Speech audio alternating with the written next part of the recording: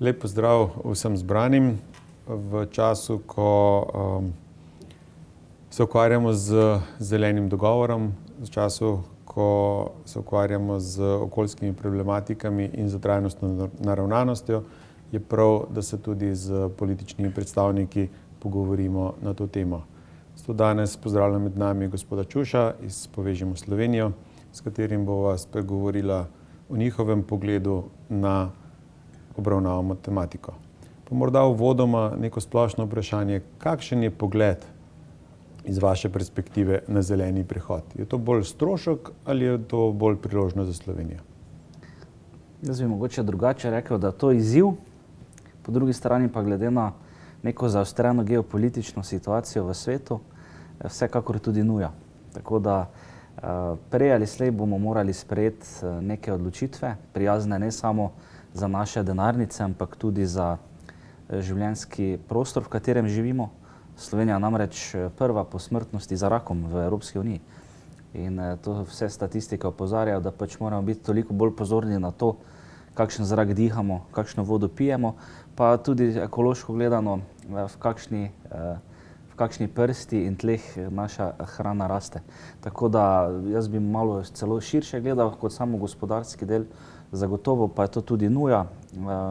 Zaostajamo za nekimi razvitimi demokracijami v Evropi na tem področju, si upam trditi. In dokler ne bomo samozadostni, tako na področju energetike in tudi samooskrbe na drugih pomembnih področjih, bomo to drago plačevali in ta lenoba, pa neodločnost nas bo tepla iz dneva v dan. To, da je to nuja, se verjetno še toliko bolj strinjamo ob aktualnih dogodkih, ko je vse to še bolj nazorno.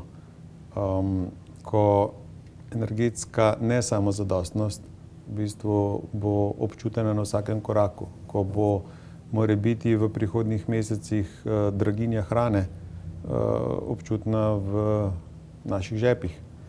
In kaj bi po vašem mnenju lahko zdaj v tem trenutku še naredili, da bi se v bistvu tem ukrepom,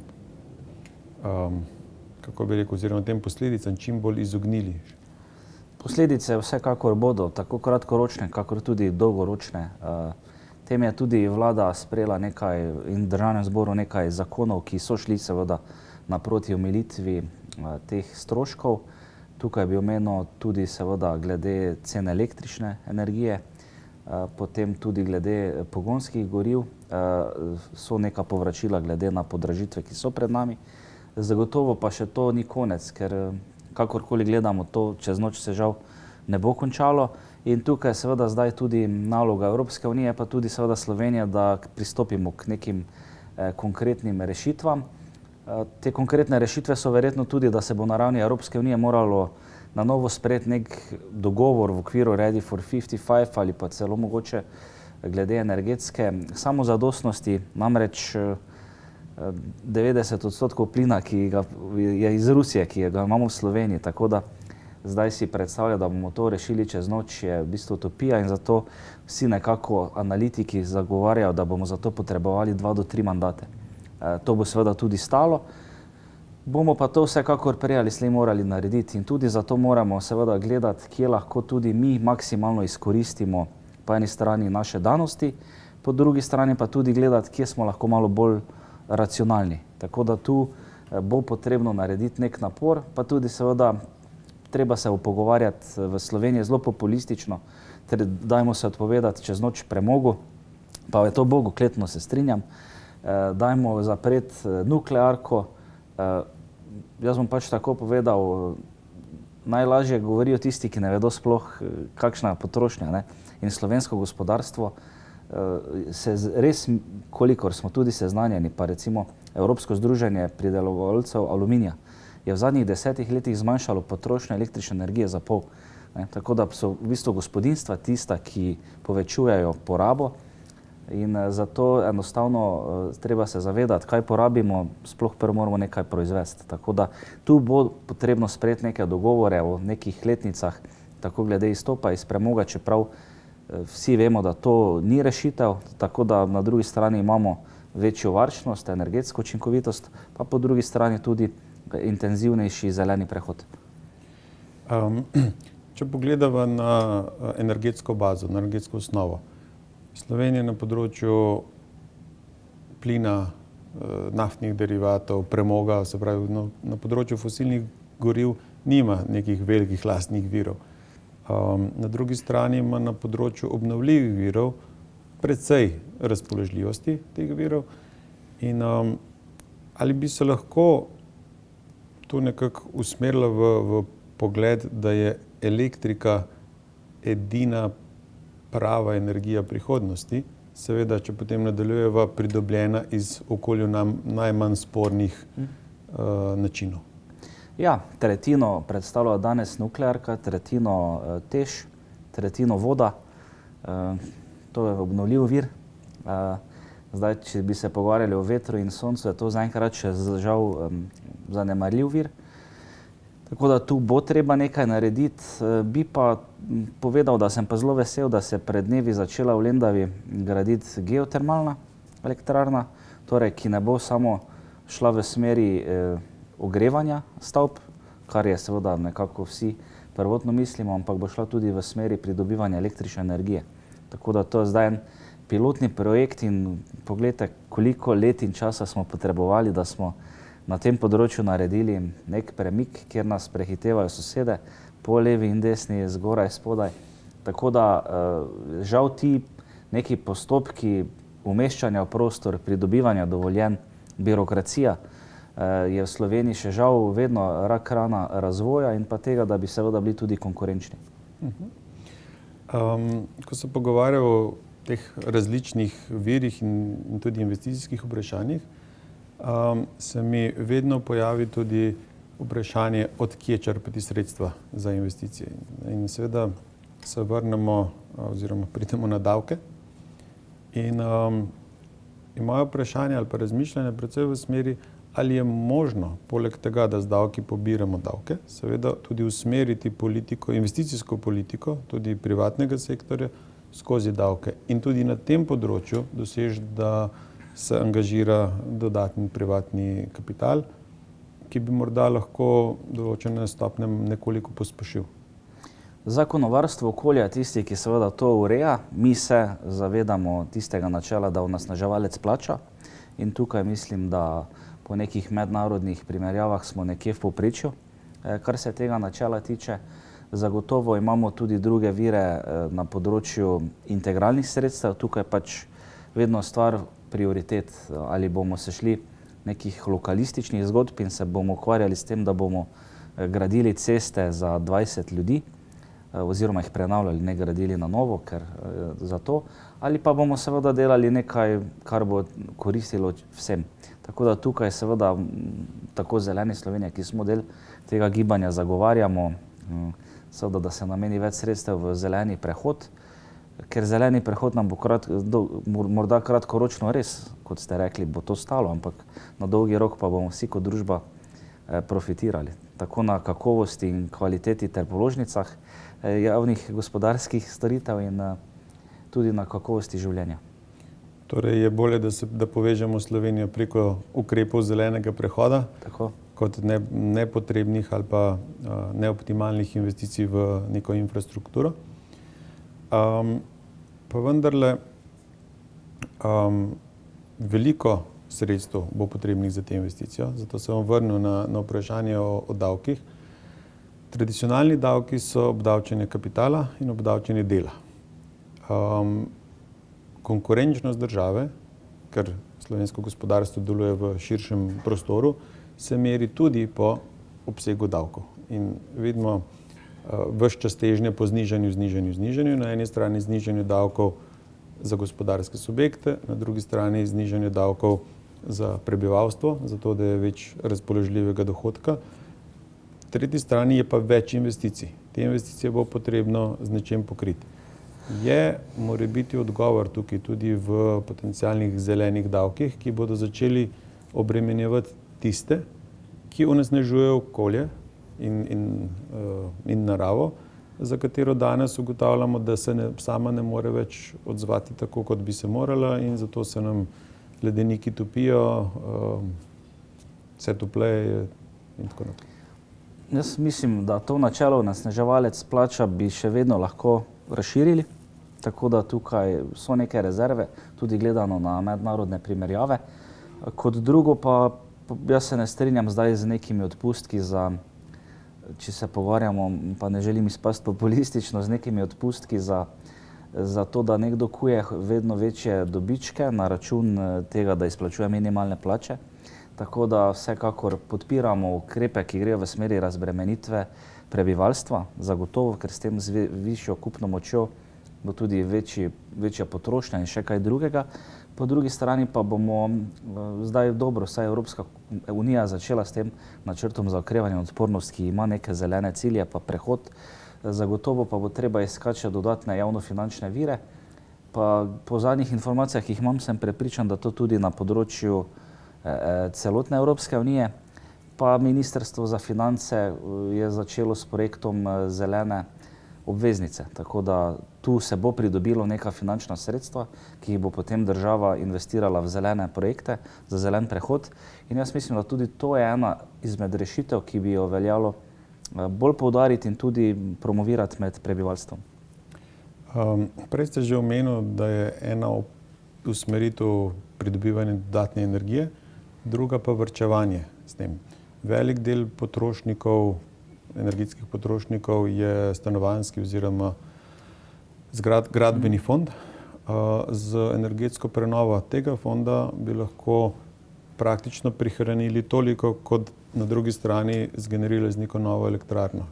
Katera pot vam je bolj smiselna? Po zadnjih statistikah pa strategijah, ki jih je slovenska politika sprejela, je nekako zaveza, da bo letno nekako energetsko sanirala približno 3% teh javnih torej objektov. Jaz bi si želel seveda, da bi bili tukaj malo bolj drzni in namenili nekaj več sredstev za to, saj veste, ta ekosklad pa ta sredstva, ki so na voljo, kar hitro gredo. Po drugi strani pa nekateri še vedno na to gledajo kot strošek, tako da tukaj tudi mislim, da bi pri teh projektih morali intenzivneje v to vključiti tudi lokalne skupnosti, ki so na tem področju, kolikor hodim po terenu, precej pasivne. To si seveda upam trditi. Je pa seveda stvar, da povežemo vse te pomembne akterje skupaj in da iščemo rešitve. Je pa seveda ta zaveza, da bomo do leta 2030 sanirali 3% javnih zgradb, korak v pravo smer. Je pa vprašanje, če je to dovolj v praksi. Jaz mislim, da ne. In če bomo delali tudi na tem, da se na energetski sanaciji bo tudi potem vsak državljan ali pa recimo nekdo, ki živi v bloku, tudi sam se mogoče začel tega zavedati, da pa vse le ni tako samoumevno, v končni fazi to se pozna tudi vse bolj na položnicah in da imeti odprto okno pa recimo se greti na 25 stopinj pa tudi mogoče včasih ni najbolj smiselno. Če je eno področje gradbeni fond, je na drugi strani trajnostna mobilnost. Kaj po vašem mnenju lahko tu naredimo? Eno so verjetno drugačne oblike transporta, verjetno več javnih transportnih poti, morda celo brezplačni. In na drugi strani verjetno drugačni viri za poganjanje teh. Ja, tudi tukaj zelo nas veseli recimo, da tudi norveški mehanizem, ki letno financira številne projekte v Sloveniji, začel s podpiranjem trajnostne mobilnosti. Drugi tak vir, ki ga pa mi vidimo v Povežimo Slovenijo, pa tudi podnebni sklad. Podnebni sklad, veste, je precej poln finančnih sredstev, namenjenih za zeleni prehod, za seveda številne projekte. In tukaj bi si želeli, da bi Ministrstvo za okolje in prostor, ki je pač nekako načrtuje porabo, da bi vključilo med upravičence tudi trajnostno mobilnost. To, kar se tega tiče, zagotovo pa se moramo tudi vprašati. Jaz sem Ptujčan in vsak dan se vozim v Ljubljano, včasih tudi s prevozi grem, glede na mojo funkcijo bo se kdo zasmejal, ampak dokler bo trajala pot Ptuj-Ljubljana 2:30 do 2:45, pa še prestopaš, pa še vedno se zgodi, da kdaj kaj ne štima glede na urnik, ne, je pač to problem, pa tudi izziv. In dokler bo kvaliteta te infrastrukture in storitev takšna, si seveda težko obetamo neke spremembe. Je pa res, da smo končno priča nekim rekordnim naložbam pa investicijam na področju železnic in te infrastrukture, tako da se bo to izboljšalo. Je pa seveda to spet proces, ki vzame čas. Veliko bi lahko delali tudi na povezovanju mestnega in primestnega prometa.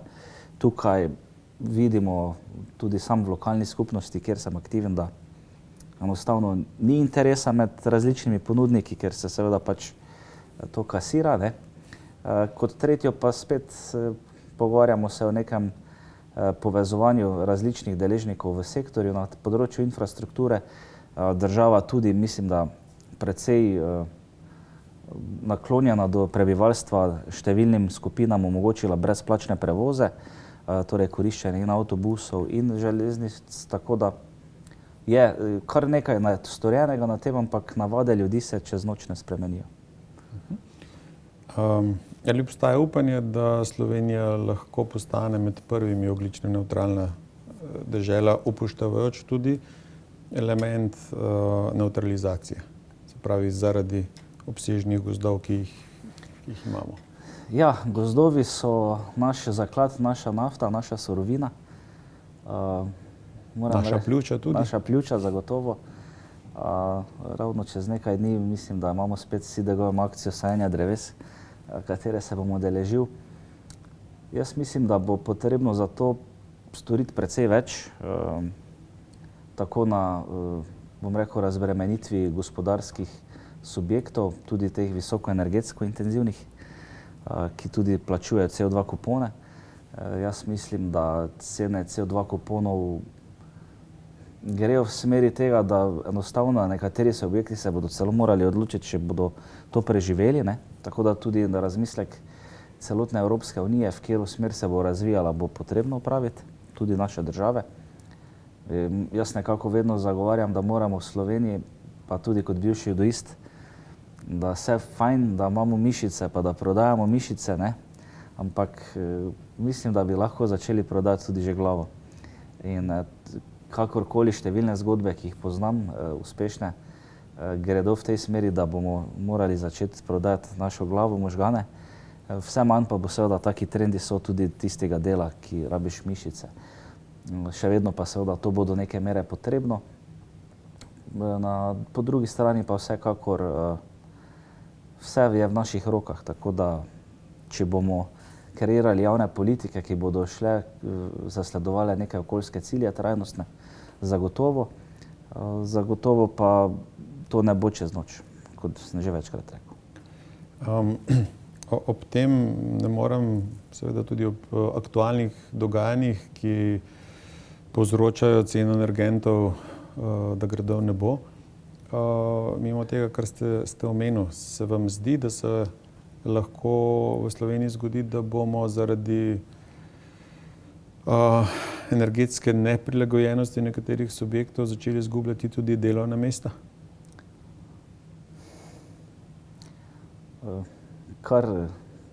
Kar pravo vprašanje za situacijo, v kateri smo.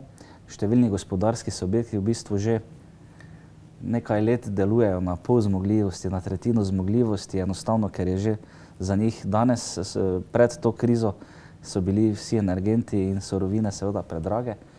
Tako da to je vprašanje na mesto, ki terja seveda neko širši razmislek in pa pripravo analiz, pa ne zato, da se bomo pogovarjali, ampak da res bi se lahko skupaj kot politika usedli za mizo in odločili, kaj bomo Slovenci, Slovenke, ali bomo to družba znanja ali družba delavstva. Jaz, kakorkoli, to je naša zgodovina, na to moramo biti ponosni. Zagotovo pa vsi ti trendi gredo v smeri, da je seveda bodo razmere do velikih energetsko intenzivnih subjektov, kljub temu, da se zelo trudijo, v prihodnje še bolj zahtevni. In če imamo na eni strani v bistvu to nevarnost za nekatere, za tiste, ki so energetsko bolj potratni, se nam sigurno pojavlja tudi ob tem priložnost in za tiste, ki so pametni, kot ste omenili. in da v trendu zelenega prehoda najdejo svojo prihodnost za svojimi storitvami in produkti in to implementirajo tako pri nas, kot morda kasneje tudi v tujini. In tukaj bi veljalo pogledati na to kot na neko novo priložnost, tako kot je bilo včasih, ne vem, informacijska tehnologija, se zdaj pojavlja verjetno panoga zelenih tehnologij. Ja, tudi na Ministrstvu za gospodarstvo, kjer zdaj skoraj 1 leto že delam, sem precej vesel, da smo tudi z načrtom za okrevanje in odpornost uspeli pridobiti znatna finančna sredstva za zelen prehod slovenskega gospodarstva. Številni razpisi so v bistvu že objavljeni in lahko povem tudi ta največji, ki bo v roku nekaj dni objavljen za spodbujanje investicij med 1 in 12 milijonov evrov, smo s spremembami uredb, podzakonskih aktov in zakonodaje dvakrat začeli spreminjati ta mindset, ne? Torej, da ne pogovarjamo se več o novih delovnih mestih, količniku, da rabiš 20 delovnih mest na novo zaposlitev, 40, 60. Zdaj so v bistvu se ta kazalniki prepolovili oziroma gre celo bolj v bistvu v izboljšanje delovnega mesta in ohranitev le-teh, so pa se zdaj prvič začeli pojavljati tako imenovani okoljski standardi, ki so, si upam trditi, precej zahtevni in bodo seveda zagotovo velik izziv za podjetja, ki so do zdaj bila 30 let vajena svojo politiko graditi na masovnem zaposlovanju in morda nekoliko slabših delovnih mestih. Tokrat pa se ta trend začenja obračati, torej kvalitetna delovna mesta, višja dodana vrednost in pa manj delovnih mest seveda, kar mislim, da tudi v luči krize glede delovne sile ne bo problematično, pa po drugi strani na novo okoljski standardi, ki so visoki, tako da kar se tiče digitalizacije velikih podjetij je razpis objavljen, manjše začetne investicije in pa srednje investicije so razpisi objavljeni. Zdaj načrtuje se tudi razpis za krožno gospodarstvo ter raziskave in razvoj. To je sicer drugi kvartal letošnjega leta, ta največji seveda pa še prihaja, tudi razpis za lesno predelovalno verigo, skoraj 30 milijonov evrov nepovratnih sredstev, tako da to so vse razpisi, za katere se pričakuje oziroma pričakujemo, da bodo do konca marca objavljeni.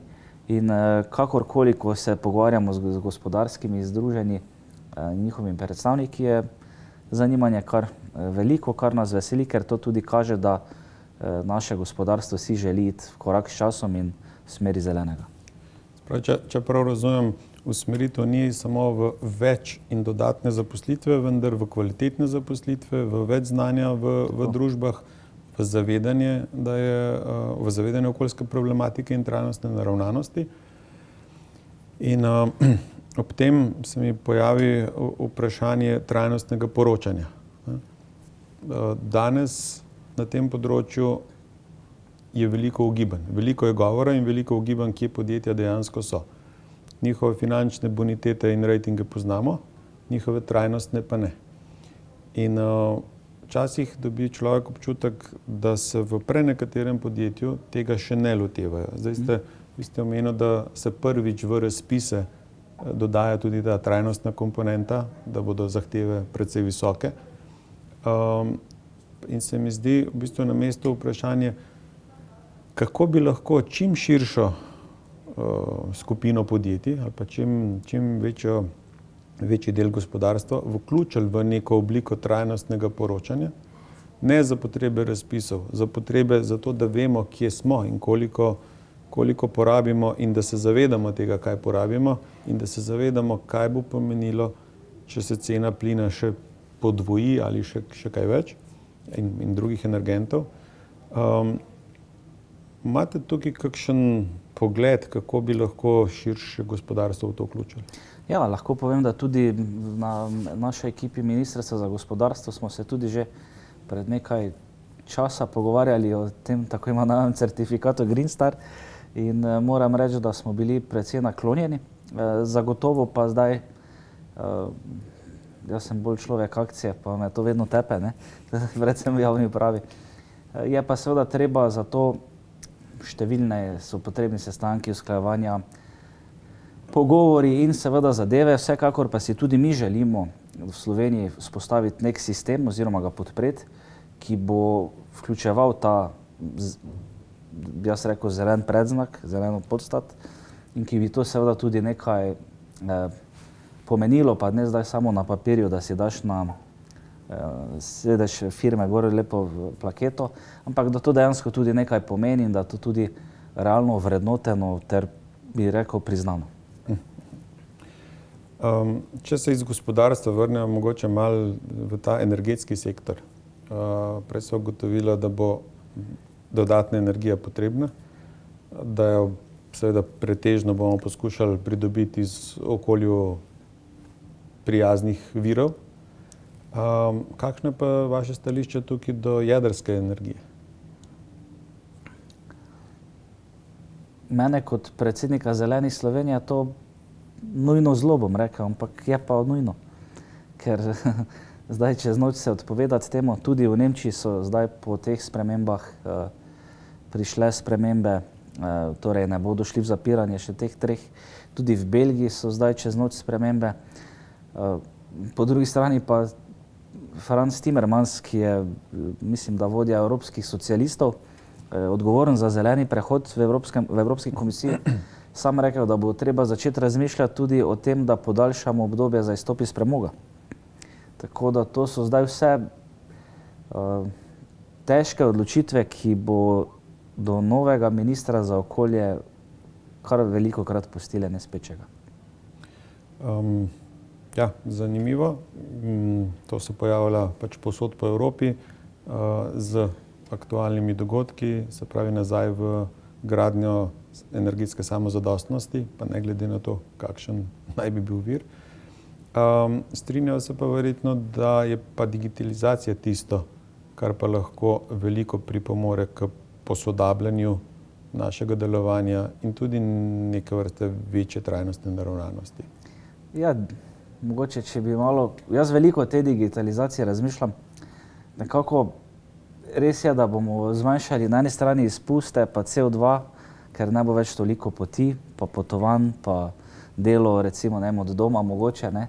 Po drugi strani pa bo to vseeno povečalo pritisk na porabo električne energije, ne.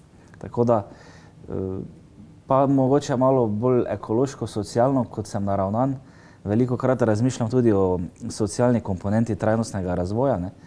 Vsi vedno rečejo, da pač to moramo zanemariti, ampak jaz mislim, da trajnostni razvoj eno izmed načel tudi upošteva ta socialni vidik in danes se pogovarjati o enem gospodu starem, recimo 50 let, ki bi zdaj zaradi digitalizacije ostal čez noč brez službe, bi mi bilo malo težko, ne, kakorkoli. Čeprav vemo, da do tega bo prišlo in država bo to morala tudi nekako z nekimi prekvalifikacijami in neko aktivno politiko zaposlovanja urejati. Je pa seveda velikokrat govora samo o CO2 izpustih, zanemarjamo pa druge vidike, ne. Se tudi noben način pridobivanja energije ni zdaj zelen. Lahko gledamo samo tisti, ki ima najmanjši vpliv na okolje. Ampak tako se je Evropa odločila, CO2 that's it in ok, to bomo upoštevali. Zagotovo pa digitalizacija proizvodnih procesih pomeni marsikatero pospešitev delovnih postopkov, procesov, izmenjavo podatkov, baz, ki bodo potem seveda tudi na voljo drugim, tudi hibridni oblak, ki se nam MGRT pripravlja, bo ena izmed takih, ki bo olajšala poslovanje slovenskim podjetjem. Tako da, bom rekel, zagotovo je korak v pravo smer, moramo pa vseeno biti pri implementaciji te digitalizacije nekoliko previdnejši, ker to niso voucherji za izobraževanje v Facebooku pa LinkedInu, ampak precej večji in kompleksnejši sistemi. Če pogledamo na gibanje Povežimo Slovenijo, bi lahko izpostavil kakšne finančne ali nefinančne vzpodbude, ki bi jih uvedli v nadaljevanju za zelene projekte, kakršnekoli zelene projekte? Mi bi pristopili k spremembi porabe podnebnega sklada. Torej v podnebnem skladu zdaj letno cirka 120 milijonov evrov, ki tam celo stojijo in ne grejo v obtok. Jaz mislim, da to prvi vir, ki bi ga morali takoj, jaz bi rekel čez noč, ga sprašimo. Ker je treba dati signal, da se mislimo tega iti resno in podpreti tako projekte z področja mobilnosti. Jaz mislim, da imamo v Sloveniji en fenomenalen konzorcij sestavljen, Gremo, ki se tudi zaveda neke mobilnosti in kako naprej. Na ravni številnih RRA-jev imamo neke pobude za projekte, ki bi šli v smeri povezovanja. Potem tretjič vlaganje v železniško infrastrukturo, s tem, da bo to res potem se vsedeš na Ptuju na vlak in si ne čez uro pa pol, če si čez uro 50 je v redu, ne? Samo da si čez 2 uri v službi. S takšnimi zadevami. Zdaj, kar se pa tiče nekih dodatnih spodbud, jaz bi mogoče šel v spremembe tega, da so seveda investicije v zeleno opremo, v zelen prehod v podjetjih priznana kot neka davčna olajšava. To je tisto, kar se mi zdi najbolj, kar bi spodbudilo zdaj, da bi mi metali subvencije. Tu sem mogoče malo zadržan, ker obstajajo mogoče drugi ukrepi, ki bi tudi mogoče z vidika Ministrstva za finance šli lažje skozi. Kakšen je vaš pogled in mogoče prihodnja usmeritev Ekosklada, ki je na tem področju vzpodbud predvsem za individualni sektor predvsem aktiven? Ekosklad je zelo aktiven, jaz bi celo razmišljal o tem, da mu damo pomembnejšo vlogo, pa ne samo vlogo, tudi proračun, mogoče tudi z podnebnega sklada. Sami ste videli, kaj se zdaj s solarnimi paneli zgodilo. Hvala Bogu, da pride še novi penezi, ne? Ker je malo nenavadno, da marca zmanjka za celo leto. Tako da to kaže, da tudi prebivalstvo je prepoznalo in je okoljsko zaveščeno. Slovenci smo vedno bili takšni. Poleg solidarnosti tudi in okrepiti, pa po drugi strani, kot sem rekel, pametna vlaganja, ne? Treba bo začeti vlagati kam z integralnimi sredstvi, ne? Pa ne bom zdaj govoril populistično, bomo ukinili korupcijo, ne? Pa bomo milijarde prišparali. To je zelo globok problem družbeni na vseh ravneh Slovenije. Ampak prepričan pa sem, če se dogovorimo in če bo tudi minister za okolje imel izdelan plan, kako se tega lotiti, bo ga seveda se podprlo pri tem, verjamem, da. Ko se pomikajo proti koncu, sprašam 3 konkretne ukrepe, ki bi jih v naslednjem mandatu bilo potrebno narediti in bi predlogi prišli z vaše strani za boljši jutri? Z področja okolja seveda, ne? Zagotovo. Prej ste sam omenil, da je trajnostna naravnanost presega energijo in okolje, da vključuje tudi socialno komponento, tako da lahko je tudi širše. Ne, zagotovo na prvi davčne olajšave za vlaganje v zelene investicije, kar sem tudi že omenil. Drugič, energetska samooskrba se začne doma. To načelo bi skušali uvesti v vsak dom, bi jaz rekel. In pa tretjo bi pa bilo verjetno s področje vodooskrbe. V Sloveniji imamo 140.000 ljudi, ki ne vedo, kakšno vodo pijejo. Po zadnjih podatkih inšpektorata pa jih je skoraj 50.000 takih, ki pijejo zdravo škodljivo vodo. In to je, mislim, da kriminal, ki ga treba čez noč odpraviti. Veliko je bilo pozitivnih signalov z vaše strani, tudi glede razpisov prihajajočih in tako naprej.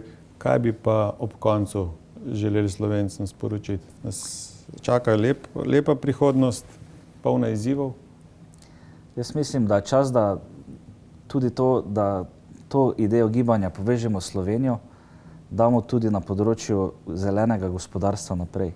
Zdaj smo se 30 let prerekali, ali bodo investicije ali ne, ali so zeleni proti vsemu ali ne. In zato mi je to všeč, kar se dogaja pri nas, ko se vsedemo za mizo in dokler se ne zmenimo, ne gremo od mize. Čas je, da se začnemo pogovarjati, poslušati.